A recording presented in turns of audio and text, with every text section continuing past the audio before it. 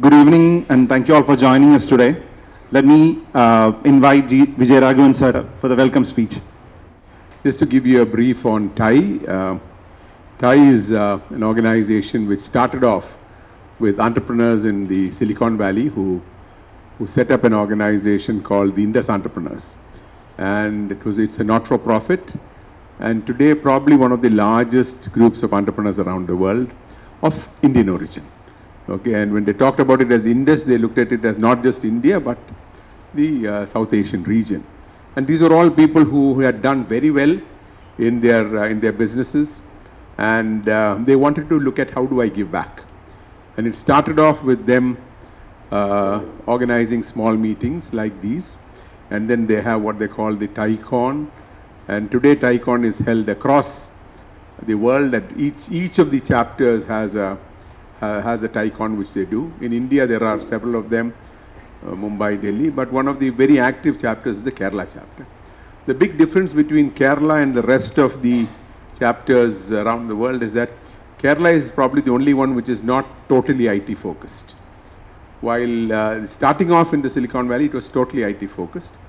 Kerala, we have groups which have an interest in agriculture. We've got other areas of manufacturing, and if you really even look at the people who've been heading TiE over a period of years, I don't think we had anybody from the IT sector heading it. Okay, it was always someone from the non-IT sector heading it.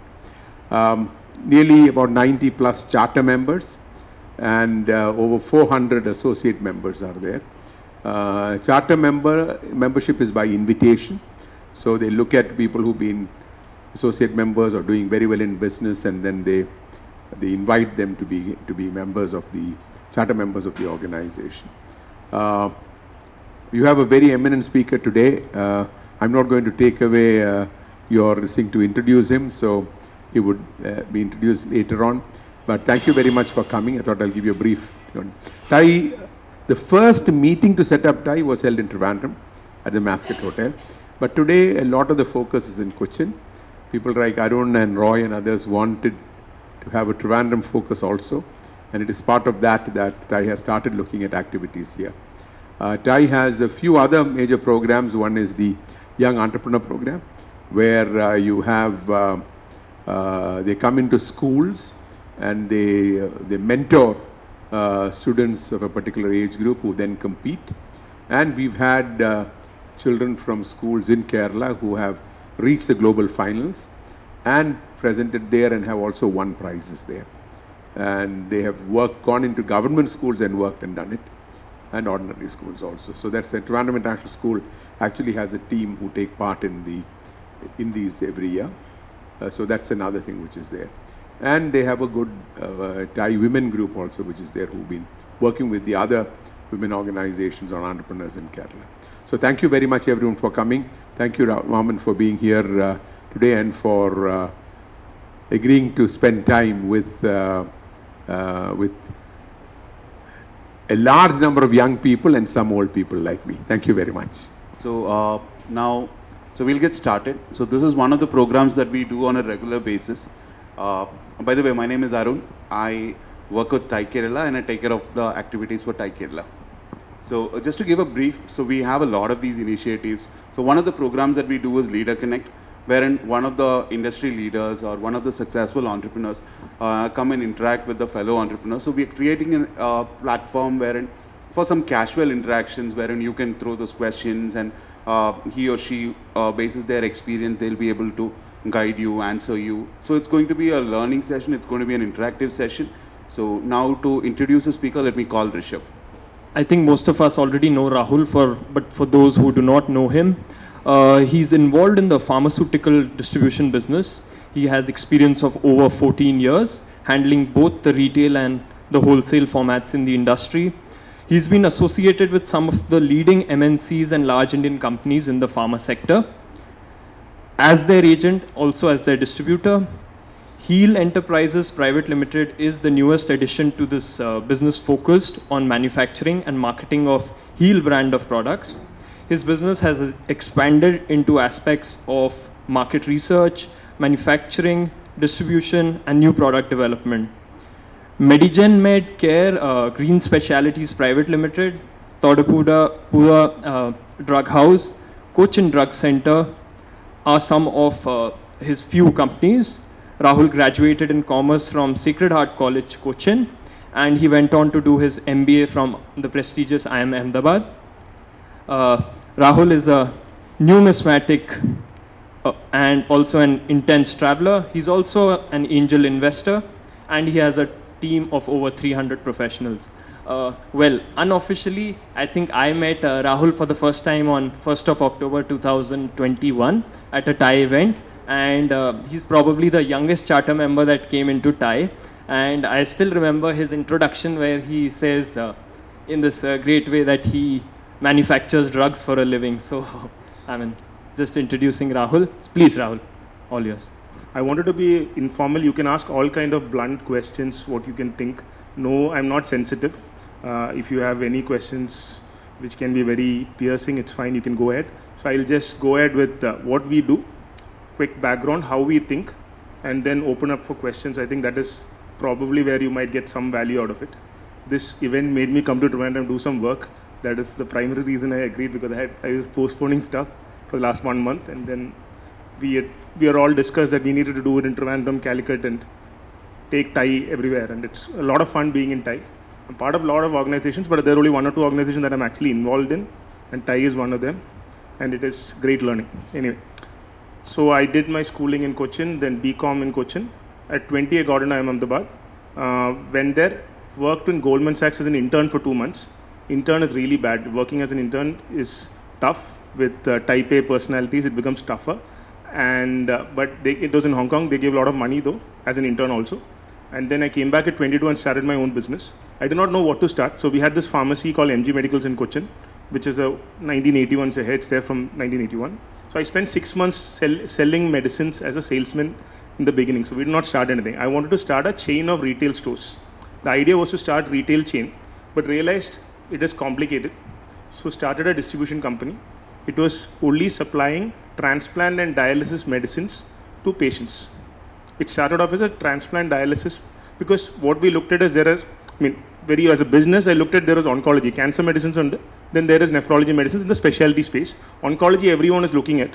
Transplant, people are not looking at, and it's a recurring business. I do not know all these words. Even though you do a good MBA and all that, you don't know these things. With recurring, every month you will get business because customer buys higher value products, AOV is higher, and you get recurring business.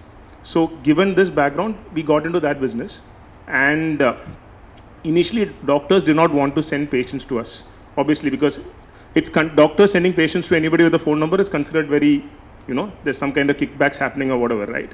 So then what I did is, we created a charity in the name of my late grandfather, and we gave out coupons to doctors to give. So doctors gave out coupons of 1,000 rupees each to each patient that came to them in post-transplant, and they were asked to redeem this. And there was no questions asked. You can buy for 1,000 and you can go back. But in that time when they came, we are a 2-member organization, we didn't have anyone. So we converted them to a lifetime customer. And then we did referral and we did all these coupons when this was not the fad. We did not realize what we were doing. So that's how we started. In 2008, this next year, started in Trivandrum, then 2011 in Chennai and Kottayam and all that. So in 2018, we got into general pharma medicine. Till then, we were only doing specialty. We were selling human albumin and erythropoietin for dialysis patients and post-transplant medication. From there, we got into Dolo and Calpol and all the general medicines in 2018. So the Kerala Association, the Drugs Association, AKCD is what it is called, is a cartel. It is tough to get into that. So they started boycotting whatever companies we took. So companies were reluctant to give to us. We got a company called Micro. Incidentally, that company manufactures Dolo. So in 2018, then realized that these guys will not let us organically get distribution lines for companies. So we started acquiring firms since 2018. So since 2018 to 2022, we acquired about 8 firms in the pharma distribution space. And that's how we've grown to be a reasonably sized, rather the largest pharma distributor in Kerala. So that is the background there. So in 2020, so we also have a business where we export medicines to China and CIS and Vietnam and Cambodia and all that. So in 2019 December, COVID had started in China. So 2020 Jan, we started exporting masks of 3M and all that because nobody had any demand here. So whatever we were getting, we were selling to China. So we were in the wave about 2-3 months ahead of most people. from a supply chain point of view, not from a, we never thought it would come to India. Nobody thought this was going to last for whatever, right? So then we started, incidentally, we started a shop which was 24 hours in Cochin Highway next to, under a metro station, in a metro station rather, but on the highway. And that shop now is closed. There I met a 3M manager. And he said, why don't you distribute 3M sanitizers? And 3M is considered like the top of sanitizers. And this is in Feb 2020, when this is, the wave is about to start. So when that happened, we were able to get the demand right. It's almost like a Google search, right? We can see the demand because no other pharma distributor is really distributing sanitizers. Other than selling in hospitals, nobody cared about sanitizer. You wouldn't find a sanitizer in a shop normally. It's only now, at least some people use even now. So Angana Vandapa, that way we understood. So now, Karena Uchina Palulu, so he's wave under the monthly. And the thing is, per sanitizer, there are 4 or 5 manufacturers where we could get stocks. So we had to pay advance. And typically, most of the distributors or the people who were distributing sanitizers at that point, who started rather, were buying a truck. Lead time is 7 days. Truck will come now, you sell, then you order. So how many trucks can you do in a month? You can do 4 trucks. What we did is, we ordered a truck every day from every manufacturer. So we sold about 9 crores of sanitizers in March 2020 of other brands, not our brands, right? And then March 23rd or something, Modi did that lockdown and put a price control on this. So on that day, we lost a lot of money because price control came on it. We had bought it a higher price than the MRP, the stipulated MRP at that point, because we were bidding for it. So the whole trade had taken from the raw material to the bottles to the caps, everything had gone up. But because of that, we thought, why don't we launch our own brand? And it was not meant to be a long-term play. Either a brand it was meant to be just a short-term, because everyone assumed, when Kerala government came out with their announcement for the mask for 1 year, till June 2021, they said there will be mask mandatory. And we call it Germinal. We did not care about trademarks. It was just called Germinal, Heal Germinal. And then over a period of time, we just pivoted into having a better packaging, better this thing, and slowly, I talked to a VC friend of mine who was a IMS, he studied, the IMS is like time, so we studied for CAT coaching together, and he is a VC in a firm called Fireside Ventures, which is a reasonably well-known consumer fund. So then he told me, this is all not brand, this is just trading or private label, just distribution game. So let me get you how to do it and all that. So he told me some gyan. I'm a matlabi, I've not called him for 12 years. I called him right now because I needed something out of him, right? So, and then 1 month later, I called him again. He said, you're not getting it, so let me introduce you to somebody. And he introduced me to Aishwarya Murli, who was at that time CMO, Chief Marketing Officer of Ola. Ola is a big company, right? So she joined and she did a complete brand overall in terms of packaging and all that. And parallelly, I was doing random things. I went and sponsored Kerala Blasters because we were selling a lot of sanitizers, we had money, we didn't know what to do. You're supposed to, as per textbook, spend money 20% on TV, 30% on what, 30% on TV, 10% print, all that. I took and spent 100% on 2 things. One was Kerala Blasters, second was outdoor. So I do not know that is how you don't do it, but when you're a trader, you just buy because you got a good deal. But that worked for us because we did something disproportionate. If you try to do a mix, you have to be a large company. For a small company, whatever you do, doing it disproportionately made sense. This is all knowledge in hindsight. This is not what we knew. And then we went and spent a lot of money in Lulu, getting the brand across there. So all these things kind of worked for us. And even we kind of grow inorganically. So we acquired 2 brands. One is a brand called Scod. Hopefully you'll start seeing more of it slowly. And we have also acquired a brand called Laura. It's a budget $20 soap. So these are 2 brands we've acquired. We've also acquired something else, but and we've gone into all the Lulus in India, which is in Tamil Nadu, Bangalore, and Lucknow. And we are now launched in Chennai. And we are just getting there. Distribution is a long haul game. It's either a marathon on it. It's going to take a long time. But as of now, we are happy where we are, but it's a long way to go. So that's from that point of view. I think that is context setting. Now you can ask what you want to ask. So Haeal was always there as a brand since 2015 to the pharma thing. We lost significant amount of money doing that. So we kept trying lots of things. This worked. Now obviously as of today, we plan as to what to do. But would it call it luck? I think it's a lot of luck, but it's because we tried a lot of things. There's a sanitizer and the play. So how that extra A came in is there helped us a lot in hindsight. The only reason the A was there is because my friend said you should always have a .com. So to get a .com, you had to put an A extra, and it was pharma when we started in 2015. It was not meant to be an FMCG play. So Angana Vandapam, we put that A extra and got the Haeal name. And what we did is there are 2-3 reasons why Haeal as a brand worked, I think, is because when we did the outdoor campaign, we just wrote "Let's Heal," nothing else. Secondly, in all these churches, this is saying, and everywhere else, and the government was also talking about, the word heal was coming out a lot. we will heal or whatever, right? So it had that probably working for us, and it is an easy word to say, and I think that extra A made people confused whether it Haeal or heal or whatever, and that led to a lot of it was a topic of conversation. So that is how that happened. But this, I think I downplayed that CMO wala thing. I think they brought in a large team of people. So we, at that point of time, we had a 14-15 lakh per month creative spend for over a year and a half. So we spent a few crores just on getting branding, website, all those things right, packaging and all that. So that I think is because packaging on a trial happens on packaging. Repeat happens on product. You're not going to buy the second time unless you like the product, but the trial happens on the packaging, more or less. I mean, unless you're a very, very big brand, then it happens on various other reasons. But when you're starting out, if you're on a store shelf, packaging kind of gets you there. So I think we spend a lot of money on that, and I think it's worked out for us.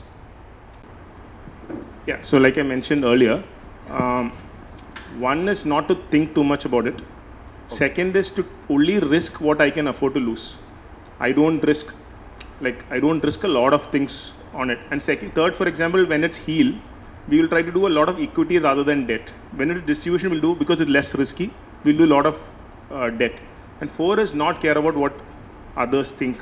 It's easier said than done, but being okay with that, especially even at home, when you shut down something or you fail, very tough as an entrepreneur to shut down your business. But being okay to do that and just moving on. The tough part now is when we shut down is like we're shutting down a shop in Cochin, some other shop. So it's letting go of employees is no longer easy. As younger you are, it's much easier.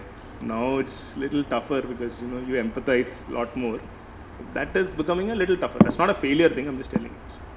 Like, what are the advice you need to give to the youngsters like me? Generally, yeah. Generally, take risks, take calculated risks. Don't follow your passion, but don't be blinded by passion. I think make sure you have, because you are always in the system, right? When you're in the system, you'll not necessarily you need somebody to kind of shake you out of it sometimes. Okay. Because if it's not working for 2-3 years, you will hear this occasional story where somebody did it after 10 years. But generally, if it's not working for a long period of time, it might not work in all of them. You should think. Gone somewhere, it is not going to help you. That's one thing. Second is from marketing. There is an outdoor hoarding there. I buy it for 50,000. Just because you pay 5 lakhs doesn't get you an ROI of 5 lakhs. Okay. Right? So just because you spend on certain things, don't expect a return. Spend smartly. You don't know what is right also. That's a different. Take risks which you can afford to lose, right? So that you can shut down and iterate again, if that is the need. Okay. You start somewhere, you'll end somewhere. Okay. So be willing to take decisions with new information or whatever like that. So after completing your MBA, could you talk a little about how you came back to work in Kochi, and was it an easy decision? Was it a tough decision for you? I was a general secretary on campus, so I had this PlaceCom coordinator friend of mine who was on our whatever management committee or whatever. So he got this rule through the chair, PGP chair, that you could come back to campus for the next 2 years and sit for placements if you fail. So we got that as it is, a degree gets you that's what they say internally, is that they get you the best insurance policy. However much you screw up, you can always go get some job. So that policy was always there. And this ability to go back to sit in campus and take placement is a big deal. Because going out and finding companies becomes tougher. Because then you have to shop around, it becomes complicated. So 13 of us opted out in our year. That is the highest for that. Like as of today, maybe in our batch, maybe there are 70 entrepreneurs. But 13 opted out on day one, like on 2007, whatever, April, 13 of us opted out. So I think that option made it better for us. One of them was Vinita Singh, she runs a company called Sugar Cosmetics, which is doing quite well. Then one guy did not quit then, but he started his company called Taxi for Sure, which sold to Ola, and he's now running something else called Zolve. So that is one thing. And second is, you have these expectations, right? As an entrepreneur, I don't know, some of you might be early stage, many of you are progressed. As an entrepreneur, especially when you have batchmates earning probably 50 lakhs a month, a year, or 1 crore a year when you're 22 and batchmates are 24, and you're an entrepreneur, you're going to sacrifice today's spends for the future. So it looks bad, right? In the beginning, it's all, we are human, so we compare. That's what we do. So because of that, it looks bad at that point of time when you start out. For the first 4-5 years, it's a struggle. To pay income tax, I had to take loans because cash flow is different, P&L is different. And we have CAs, senior CAs there.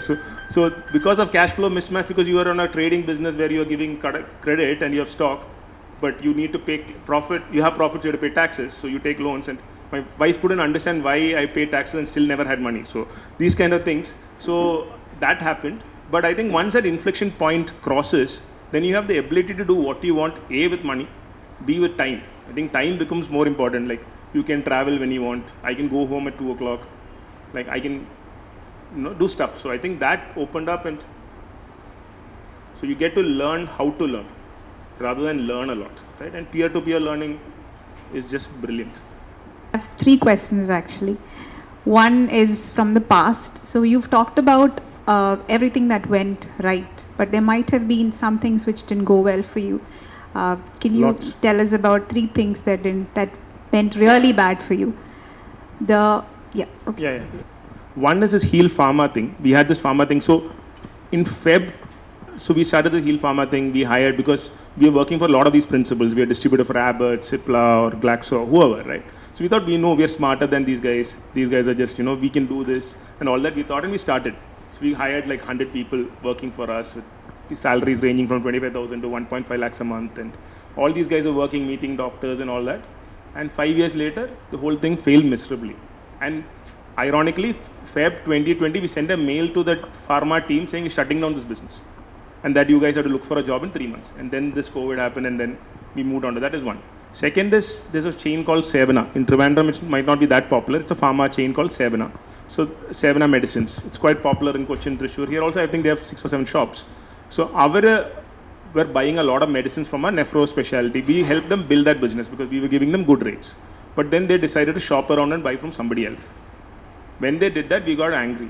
So we went to the shutter right next to them and started a shop at 5% cheaper than them. Then we thought we'll start more shops. We locked in properties in a lot of places. So we started a second shop. Then I realized this retail is just stressful. You just can't run this. So I wanted to shut it down. But we can't shut it down without losing face, because we are competition. So we had a compromise meeting, and I shut down one shop and I gave away the properties. And now Seven and we are good friends, and they buy up from us. And we had to shut down. So Arogya, if it had gone to 40, 50 shops, I wouldn't have a normal BP like I have now. I would have higher BP, but probably it would have been a good business from a business point of view. So we had to shut that down also. That's 2 things I can think of. And there are multiple things. Like the last 1 year, we've shut down 6, 7 places. We sold Trivandrum, we sold Kollam, we shut down a Chennai office, Chennai shop.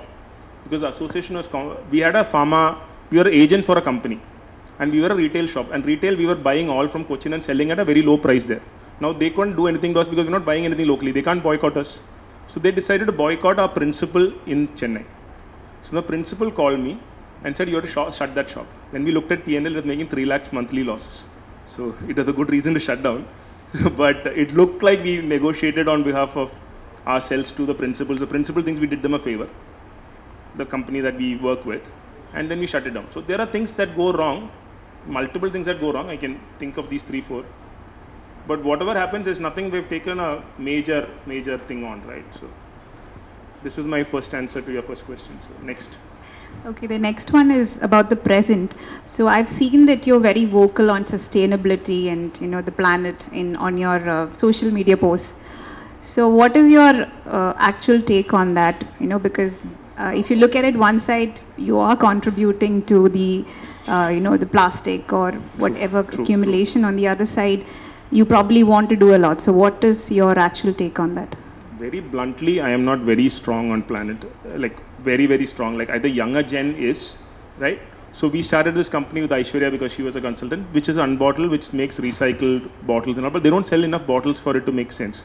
So what we are trying to do for Haeal is we are trying to set up centers where we can collect plastic in lieu of credit for product. So we are in the verge of launching it. So if you buy a 5 liters detergent liquid of ours for $400, you give back the can, we'll give you 100 rupees. And we'll recycle it and get 25 only, but at 100 is like a discount, it's for our bottles. But any other plastic also we plan to buy back at a cost, but we'll give you store credit. So we're working on that.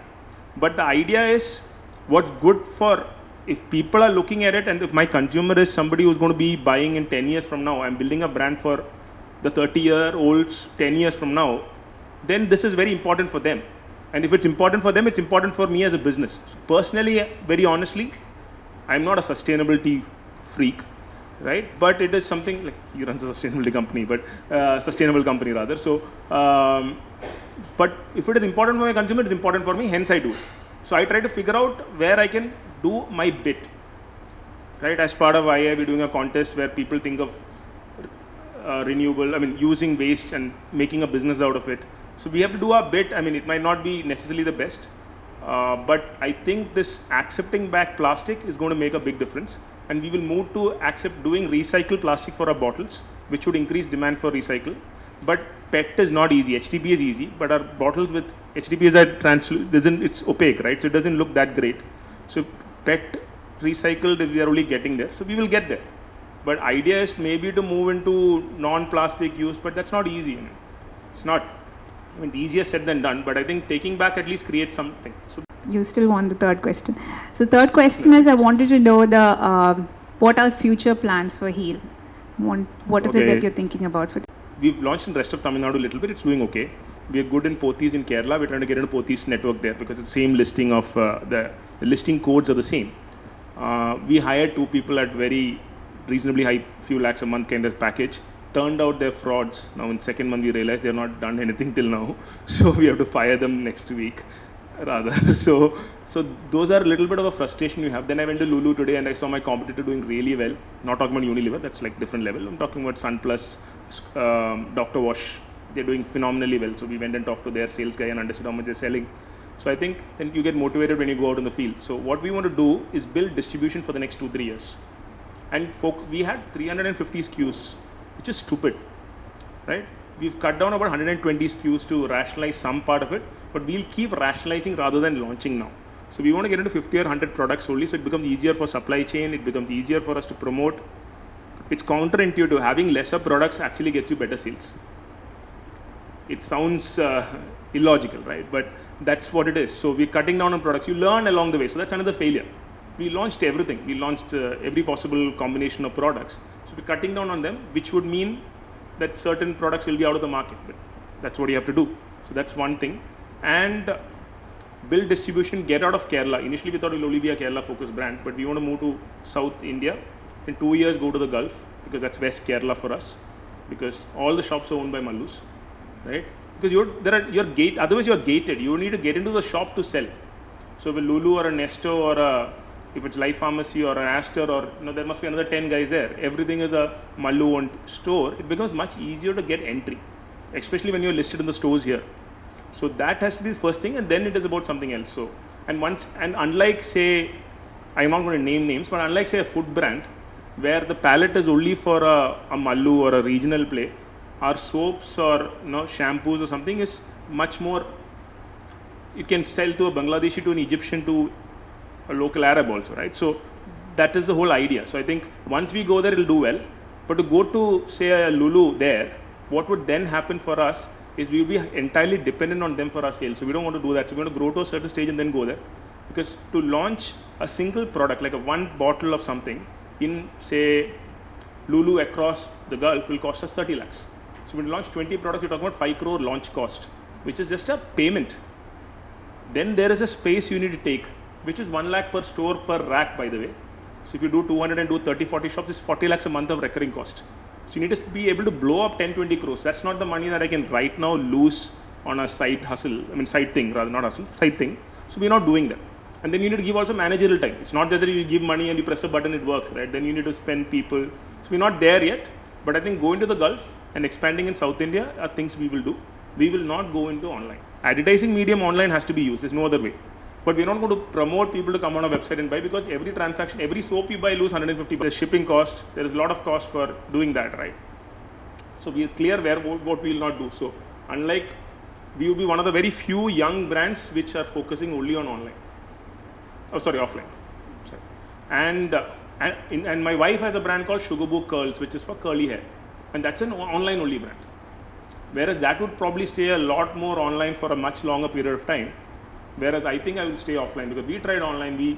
That is again another failure. We learned and we cut losses. We're spending 40 lakhs a month and losing 40 lakhs a month on selling online for 4 or 5 months, and then it is shut this.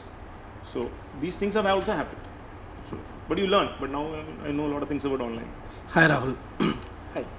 Hi. So, yeah, I just wanted to ask one question regarding distribution. So, we recently started a brand called Hempverse, which is Abhi might have shared with you as well. So, our products are basically hemp-based protein bars, protein powders, and hemp seed oil. And now we are exploring into medical cannabis, and we took the license. And yeah, so now we have the CBD oil and also a couple of products lined up as well. And now we need to start distribution, and we need to find, start marketing as well. So taking the baby steps into it, what would be your advice when we start the distributions, and how do we find the channels and all those things? Offline is a very, very tough supply chain thing. So if you try to launch very large, it's not going to work. So take one territory where you think, because we were anyway in supply chain, for us Kerala made sense, because we know everyone is 1 arm's length distance, like 1 degree of separation at max, more like we know rather than 1 degree also. So I would say for example, just take Trivandrum, tie it out in a very micro level, even within Trivandrum, if it is Trivandrum, wherever it is, Cochin or Trivandrum, and then scale it up. So if it is, where is the customer going to buy it from? And find out what is the channel. For example, if I can just talk from my experience, right? So when we launch Sugar Boo for Nina, my wife, then we know we need to figure out how do we get into the right channel. Then we figured out, we need to be in Lulu and all that, but that we anyway have the network. We helped her get into Lulu and we are there. But we need to be in salons also. Salons is because they are key opinion makers, because when they use a product and the consumer is happy, then they would probably use it again later. And it's like all those L'Oreal Professional and those kind of ranges, right? So we figured out, we've not done it, but we figured out the channel then to get to that customer is to go through salon suppliers. And we can't take a L'Oreal supplier because it's a conflict for them, even though it's not really a conflicting product. So find out where they supply some other supplies which is not conflicting, and go like maybe some hair brushes. I don't know what the category yet is. Similarly, figure out where your customer is. Figure out what channel you can reach them. Figure out where people would be non-conflicting. In pharma, conflict is not a big deal. I supply all competing brands. Whereas in certain categories, like FMCG, conflict is still a little bit of a problem. FMCG more like area demarcation is a big thing. You can't, Nestle Cerelac can't be sold in X shop if it is for somebody else. That's the problem. So for medical cannabis oil and all that, it might be for pain management or for cancer patients and stuff like that. Figure out how you can, how these customers buy their other supplies. So you need to reach there. Now to reach there must already be a supply chain. Use that supply chain. Trying to reinvent distribution on your own is the silliest thing to do. Yes, and Eastern has done it. Yes, Dr. Wash, 3-4 brands have done it, but over decades. Right? And when a time was there, when things were set, and it's going to take 10-20 years, a lot of time to kind of crack it. So I would recommend you do this and work and figure out, rather than try to save that distribution money. I'm not saying you're doing that. I'm just telling you in an overall point of view. So figure out consumer evadiyana. Like my wife's thing, I think this salons is the biggest thing where it can be. One is you make the large 1 liter jars, but that will be a customer acquisition mode. Like selling there gets us more customers. Whereas for you, find 5-6 people who are sold on cannabis oil, like some oncologist or or a ortho doctor or whoever is the right person, and then figure out how you can get to them. It's not complicated, but don't do all Kerala in the first place. Do one and then scale. It's not just cannabis oil. I'm just kidding. I'm just kidding. Yeah, we also have hemp seed No, oil. don't answer me. Understood. So it's more easier or comfortable or better to do it on your own and go and meet a few people in a small area and then. Because I have some kind of distribution experience, I think initially I should go and meet. But maybe you need to be. Maybe you should say I want to work with somebody who is doing some other sales. Work with them shadow them for 3-4 days, learn it, and then work on your own and understand the problems and then hire. Assuming you're doing bootstrap proper startup, no? Yeah, exactly. Then this is the thing. If you have 10 crores, 20 crores first round itself, then hire one super guy and then hear their stories. If they don't work, 6 months fire and then take next guy. Hello, sir. Well, you said you're employing more than 300 people. So what's the leadership method you adopt in your company? Is it hire and fire or any other super stories there? So initially it started off as hire and fire. I'm not abrupt, I would say I'm very cryptic. I don't say all the information that is necessarily told. So then they figure out half these things. So people who work with me now are people who have been there for many years. So attrition is very low now, right? So hardly anyone leaves for the competition. People might leave because we have a young workforce. We have a lot of people in their early 20s and all that. Some people go abroad and stuff like that, or some ladies get married and then they go to Kannur, and these things happen. But very rarely do people quit for the competition, or hardly. And in sales, people quit. There is some more attrition because sales is the thing with sales is people can go give you a lot of stories. What they do, we are not, other people are sitting in an office, you are much more monitoring them and there's a lot of deliverable from them. Sales, so a lot of story happens, and especially if they've been used to telling stories, then changing their DNA, which has been altered right now, it's not easy. So that happens. Now, it's not hire and fire, but fire if there is any issue at all. So there is no compromise. Integrity, though, no compromise. If somebody takes 5,000 rupees also, we would ensure that we fire him. It's not like, because there's a lot of cash also still happening in collection in our distribution business. So these people have always SOS need for money. So they might take it. So what we have done as a policy is, we can't give loans as a company. So we give salary advances to anyone who asks. Because our employees are not, like our average employee gets 30K, 40K or 25K kind of salary. It's not very high, right? Even 15, 20K alkarunda. So these people are always taking money from loan sharks at 3%, 5%, 2%, 10%, whatever, some numbers, right? Somebody saying from Bajaj Finance, it's like the best loan shark in town. So that she came and told me and she's one of our star employees. She's taken some 2.5 lakhs from them at 36% annual interest. So we're paying off that loan this month. And we are giving her an interest-free loan. We are taking on interest and we're not calling it a loan because we're calling it a salary advance and we're cutting it from salary every month, 10,000 or 15,000. So we do that for good people. I think it's very important if all of you employ people, giving them access to some money, SOS, is quite important for a lot of these people because emergencies happen, most of them are uncovered. So I think that as a employee, and all of us probably do some charity outside. Why don't you do it in your own company? This is what one of my sirs told me and I learned it from him. But we also get them to sign on some stamp papers that this money is owed, and 2 other employees have to sign guaranteeing that if they don't give, we'll give. And we've given it to hundreds of employees and nobody's cheated us, which is better than any bank. That's why microfinance probably works, right? I mean, people actually don't cheat there. So that is what we do. So it's no longer hire and fire, but any employee who joins us, I have to see them before they're hired. So everyone can approve. Don't have if it's all approved, it comes to me, I have a right to veto.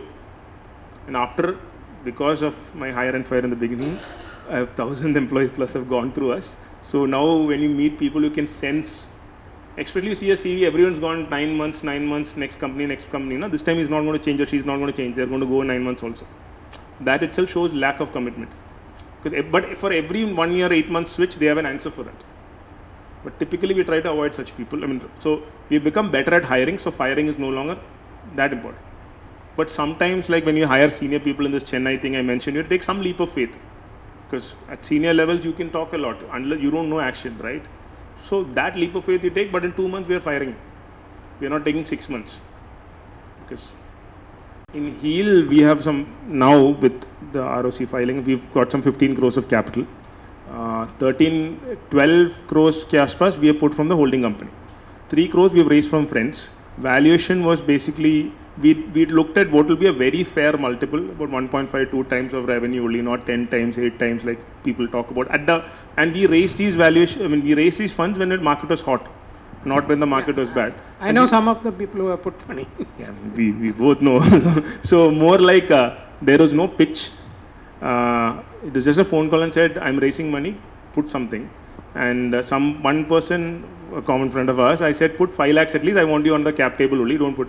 Said, if I put, I'll put 50, so he put 50. So we've got some 10 friends of mine who put some money. Because I wanted people with the ability to put more money in the next stage and the next stage. And rather than just one. So we raised because it was friends, we raised at a 52 crore valuation pre-money. But then some friends who heard this understood that I'm underselling it and they got me connected to an investment banker. So next time I raise, it'll be at a very good valuation, but the friends got a good deal. So this is how it happens. I just talked to 10, 12 friends. Anyone I talked to was ready to invest, except 2 people. One said he'll invest, didn't invest. The other one said definitely. Then he is a Sequoia invested company in Delhi. So he had that Sequoia problems going on at that time, and there was a strong forensic audit happening at his place, and that's why reason he didn't invest in the. So all were my batchmates or friends in Kochi. So it was not an informal race. So I've not been DD'd, and I was telling our common friend Kamath that we should probably ask Royce's firm to actually do a DD, assuming very aggressive DD, so we know what all we are wrong and what all we need to correct when we actually go for VC or something like that. So banks give you loans when you really don't want the money. Yeah, now I don't want too much money. They're all after me. Why don't you take this much? Why don't you take that? And when we needed money, none of these guys gave money. So, so when the balance sheet becomes stronger, and obviously occasionally we kept buying land and buildings for our own offices and all that. So we have some collateral, but earlier they needed to get 2x of secondary collateral to give loan. Now they're willing to give 2.5x of the collateral. It's changed inversely, but we don't even use that. So money is available if you want it, but there's no real. You give personal guarantees when you take a loan? Yeah, so now I have friends who tell me you shouldn't do that. In the beginning, we just needed money. You should not. Yeah, I know that. So obviously I know that, but you get into that kind of negotiation power only later, sir. As a startup, when you're very young and stuff, they will not even give like banks. Have you cleared everything now? Sorry? You still have loans with personal guarantee in it? So any renewal, slowly we are moving out of it, but not fully moved. You should completely move out. Agreed. No. We are on the same page. I mean, obviously that's what we want to do. First is mentoring itself, no? People, so there are some of these it's very rare, but there are some startups who come and they think it's a right that we should mentor them. And that is not fair. I mean, we also are constrained by our problems in life. So that people don't necessarily sometimes understand. So only 2 or 3 startups am I actively mentoring, especially 1 or 2. So Pillsby, where Can is now investing. So we spent 2-3 iterations, and the whole idea to mentor them was never to do investment. They seem to be, we look for people who are hungry for growth or hungry for doing something successfully and not just for the money part. And I look for people who are willing to listen to feedback and go and iterate, or at least come back with logic as to why they won't change. I mean, I'm not telling that we are necessarily right as mentors. We can be wrong, but at least receptive to ideas, because some entrepreneurs are just that their way is right and nothing else is there. So we look for people because, at least from our experience, maybe our inputs are right, maybe not, but so willingness to learn, or a hunger for doing things, and people who will actually go down and distribute. Like when we do with some business we started where they start hiring on day 1 2 lakh rupee salary guy, 1 lakh rupee, 2 lakh, some company that I'm part of. So, but that didn't make sense because total revenue salaries. Like I don't necessarily follow that. I mean, so I think I look for people who are trying to do it bootstrap. No, they can't necessarily do it bootstrap, but our philosophy is paisa gete, one startup which got money and it finished in few months, right? So angane avade, like figure out where they can extend it much longer and figure out, and ഒരു humility വേണം. നമ്മൾ ഓണ്ടർപ്രണേഴ്സിന് humility ഇല്ലെങ്കിൽ ഒന്നും നടക്കത്തില്ല. അപ്പം അതും വേണം. ചിലവർ വരുമ്പോൾ they might not necessarily be these 3-4 things is what we look for. We look for the team. We don't look for the idea beyond a point, because ideas will keep changing. We look for how they are as people. Practical or no, and can they change based on new information, because the idea will always keep changing. Team in nokkitana, but if it reaches, say, I don't know, I mean, it's reasonably large right now, but if it becomes, say, thousands of crores, of 3,000-4,000 crores, then it will have a PAT of 100 crores or something. Then it might make sense, because it's a low multiple business. I mean, every entrepreneur, I think, I have family where they have very large private held companies, but generally it is all about you would like to go IPO, right? I mean, it's just something you want to do. So maybe someday, but not in the next 2-3 years. But hoga, but there's so much of reporting that will come into play, a lot of compliances. And if you think, then you have to start today for 3 years from now listing. But when we do IPO, we'll get it subscribed. That we'll do. Yeah, so my dad was a banker in Federal Bank, and then he came back in 99, took early VRS because of my grandfather being sick and bedridden. So he runs a retail shop. But from the distribution point of view, it's just, and this Haeal and all that, it's just me, nobody else in the family. Sisters in the US. My wife runs this company called Sugarboard recently. It's an OPC. She didn't even want to have me as a director or a shareholder because she wanted her own independence. So it's a one-person company. So there is no other shareholder, there's no other director, and she started her bank account in a bank which did not even have this as a category. as a entity. So they had to create this in their ERP, and then they had to do this. So she was very clear that she didn't want it to be anyway associated with anything I do. Not because of anything else, we talk, but it is to do with her own identity, right? So I reached close to 50 when I was 36.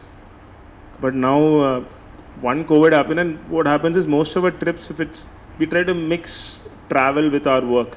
It happens to the same countries most of the time. We can't go to a different country because you want to, right? So there's limitations there. So otherwise we were doing a lot of different places we were visiting. Like I went to Peru, to Machu Picchu, and we went to Kathmandu recently, and then we went to Annapurna, do trekking. I mean, I was less fit than what I am now, even though I'm not fit, and then we got stuck in landslides, and we were stuck for 2-3 days, then we had to be evacuated by helicopter and stuff like that. So that, and keep traveling. I went for the World Test Championship last week, 2 weeks back in London. I went for Wimbledon last year. I went for World Cup Moscow. So I keep like bucket list kind of ticks, because I think travel gets you to think a lot more, especially longer travel where you're not having a phone on you, and even though you have Wi-Fi these days, it helps you think, and probably those time breaks are good for coming back with some ideas, which could still fail, but some. So I am part of TiE Kerala, and Roy sir, me, Kamath, and Roshan Kainedi sir are part of, and also Parodi now is part of something called Capital Cafe. Capital Cafe is where startups can pitch, and many of them get to pitch, and then we take them to the next round, and they pitch to investors, and some of them end up getting money also, and there's a lot of exposure. And based on sectors, they do that. That's one. TiECon is excellent. You get to meet a lot of speakers. And I think as charter members should also be more interactive with everyone else who comes there. I think that whole networking thing we are discussing on how to improve that also, so that there is that kind of connects happening also. And TiE is excellent. From this school children competition called TiE. So I was part of the judges last year, and we got this team from Bhavan's Adarsh. There was this team from Government Girls School, Girls High School also, which is brilliant. But we gave it to this team because we were looking at who could potentially win, and they went and won the global championship online. And this girl was a story. Anashwara, the best storyteller I've seen.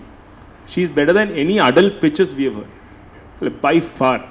So, and then she won. It's like we won or something. It just felt so good. I mean, I wanted to go to the US pitch, so it was late night. It was in one of our members' offices in Sueti. But I wanted to go there, but my wife said, my kids or that, you decide. So I had to stay back. So I went back at 6. I went back home at 6. But the pitch happened at 10, and when they won at 11 or 12 in the night or something, it was just fantastic. That's one. And they keep making kids think about business. And we go to various schools. Was the Government Girls School Nadaka from Calicut. That is again a school that is... And they won a prize internationally. They won one of the recognitions of the recognition, and that... So government schools, it's so much, like any privileged school is obviously going to do well, right? I mean, you have access to a lot of things. But when the government schools punch above their weight, it feels really good, because you don't expect it from them, very bluntly put, right? And they do really well, and they're almost at par. You can't be at par because there are, like, from a presentation skills, like lacking on diagram. They do really well. The Government Girls High School in Cochin, Nadakav school is again like supported by one of our charter members. So that is great. Then we have the colleges also. That is again a good thing, where college competition is TiE University.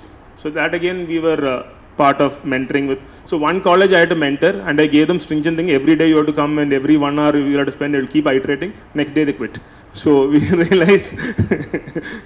So that is again good. So TiE is trying to build every entrepreneur our entrepreneur at every home is, I think, the TiE motto. I am not a strong like words or anything. So TiE is trying to do a lot of things to make entrepreneurship something that is great, and you need a lot of different kind of entrepreneurs. You don't need necessarily just unicorns, right? There's only so many, and these unicorns are like a mystical creature for a reason, right? I mean, one, they're rare, and B, they're mystical. That's why they're there. So combination of that.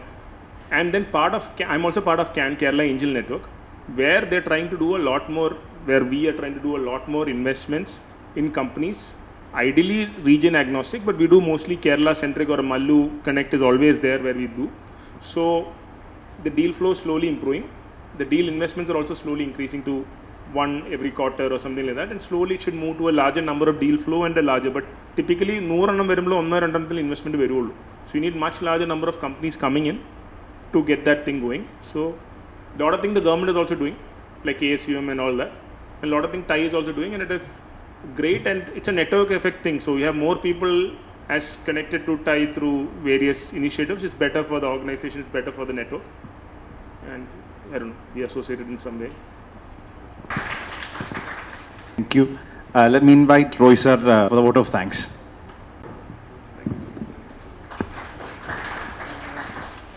It's a wonderful evening. Actually, when we planned this event, we were not sure of getting this much people. Thank you all for coming. Great learning on many aspects from you, Rahul. Certain things I wanted to poke you to so that you give more information or come more in. Thank you, Rahul, for your time. Thank you all for coming. It will be our pleasure to invite you again there will be a CAN event planned sometime in this quarter itself, Arun, is it not? Sometime next month, where we will have thank you all for coming. Please do attend the TiE programs and CAN programs which we are planning. Thank you all.